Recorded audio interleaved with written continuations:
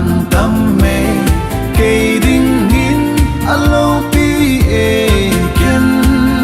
vắt xoay dinh ding ca đam sunga Hallelujah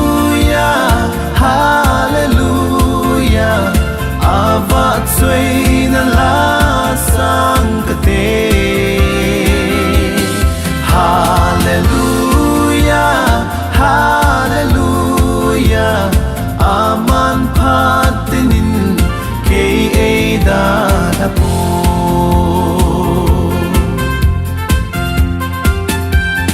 Keiding nga apat na ho gamit ta in kamuin ay pat thế bu na ho zong patin in kasim zingi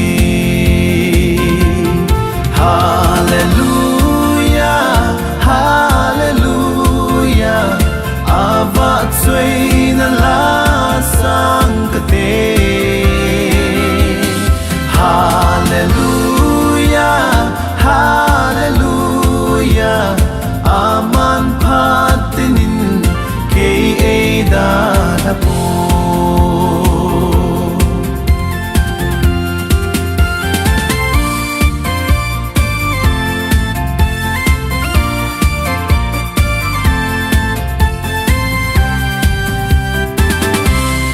lung don lung kim na mun na